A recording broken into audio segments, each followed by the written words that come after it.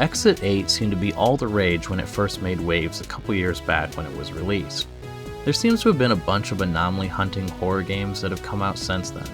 I wasn't immediately intrigued with the idea because the concept seemed kind of boring. However, Cabin Factory has changed my mind on this sub-horror genre. It's a short game, but it packs a punch and trims down any fat to give an enjoyable horror experience. But without further ado, let's get to the review. Welcome to the Cabin Factory Corporation. At the Cabin Factory, we pride ourselves in creating the best hyper-realistic horror cabins for the movie and theme park industries. Starting today, you will be one of our cabin inspectors. Congratulations. The premise is simply this. You are this old lady. She started working for the Cabin Factory, a company that specializes in making spooky cabins for movies and theme park attractions. There's been some claims suggesting that the cabins they make are haunted, but that couldn't possibly be true, and to ensure that is the case, you've been hired to inspect each one. Your task is simple. Enter the cabin and determine if it's haunted. If it is, then press the red danger button, and if it's not, then press the green clear button. As per the minimal instructions left to you, a cabin is only considered haunted if you see movement. This would be a very important thing for me to consider later on, as I kept facing issues thinking the house was dangerous when it wasn't. And that's because the cabins are usually all set up the same.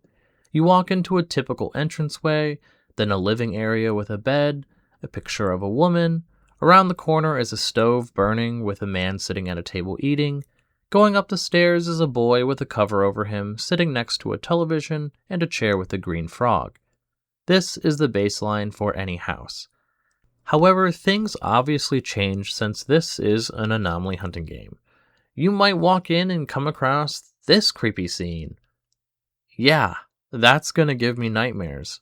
Your first instinct, if you're like me, might be to nope the hell out and smash that red button as fast as you can.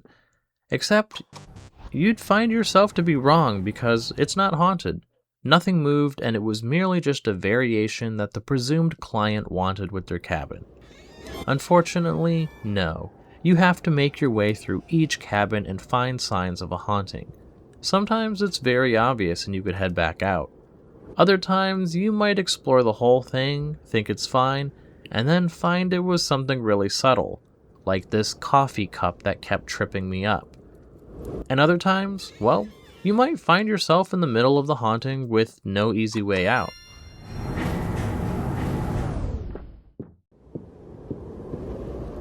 The Cabin Factory was a game that I felt genuine fear playing.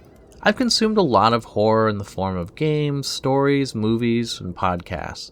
I like horror, but lately I felt that I've grown a tolerance to it.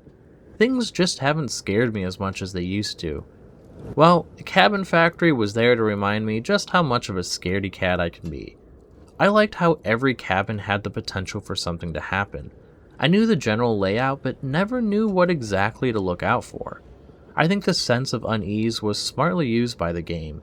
Immediately rushing out when I thought a place was haunted to find it wasn't, was always a reminder that I needed to stew in my discomfort just a bit longer before pulling the trigger. Then when something actually would happen, it would get the appropriate reaction.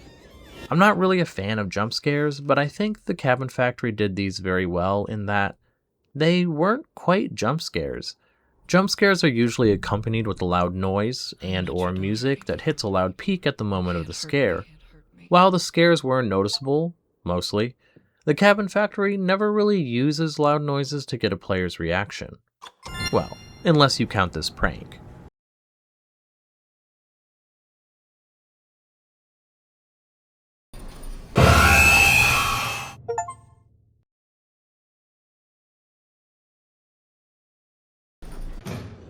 Many times, it was more subtle to where you turn the corner or step through a door, and then you see the thing you're supposed to notice.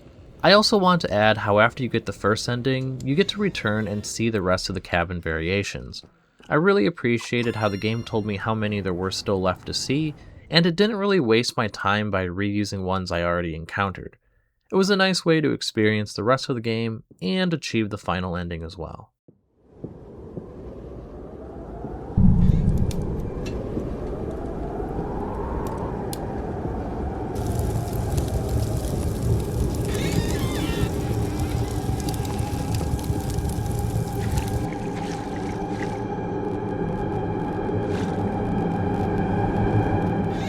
What really held my attention was learning about the overarching story.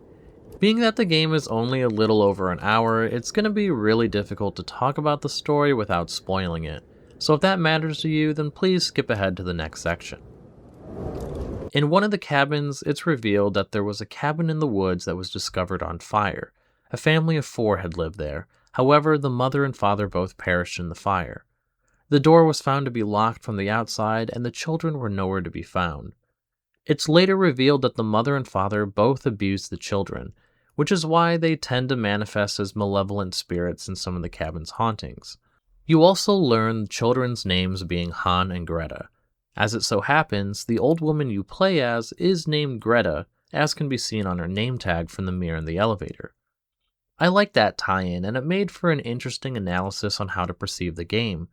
Some people have pitched that this may merely be Greta's mind unable to fully cope with the fact that she, and possibly Han as an accomplice, killed her parents. I think that's a pretty good conclusion, especially with the first ending where Greta is in her apartment, only to find her closet door leads into the cabin, before closing the doors shut as if symbolic of her blocking that out of her mind. However, I'm not entirely sure if that's the case simply because of the second ending you get when you complete all of the cabins. Instead of ending up in Greta's apartment again, the lights go out in the factory and then a light from an observatory room can be seen with 2 people dancing. Words read out saying, "Employee of the Month." Nearest you are 2 workers in hazmat suits with one of them coming up to you and putting their hand to your face. Silencing you? Covering your eyes? I don't know, but all it says is, "To be continued," which I assume alludes to a potential sequel in the future. It made me think that perhaps the facility was merely a ruse, and it's actually some sort of experimental lab with Greta being an unknowing participant. I'd definitely like to play a follow-up if it ever happens. Before I get into my final thoughts, if you're enjoying the video or found it helpful, then please consider giving this video a like and subscribing for more video game coverage in the future in the form of reviews and first impressions. And if you're feeling extra generous, then you can buy me a hot beverage via YouTube Super Thanks or consider joining my YouTube membership. Every little bit goes a long way in helping improve the channel. Overall, the Cabin Factory runs for $2.99 USD, and I put in just under 1.5 hours. For that low price, it's definitely worth it. I thought the experience was well crafted for such a short game. If you really want to pinch pennies, then you could get it on sale for about $2, which it goes on regularly. I'm not really sure if I would have liked the game as much as I did had it been too much longer though. It's a very simple gameplay loop that would get old rather quickly. Without any other different types of cabins and an expanded story or mechanics, I don't think it would be as memorable if it was longer. I definitely will be keeping International Cat Studio on the radar and look forward to what they make in the future, especially if it's a sequel to the Cabin Factory. If you played the game, let me know your thoughts in the comments below. If you haven't, then let me know if it sounds like something you'd be interested in, or if you have any other questions. I hope this video helped you in some small way, and if it did, then please consider leaving a like, comment, subscribe, or whatever it is you feel like doing. Thanks for watching, and have a nice day.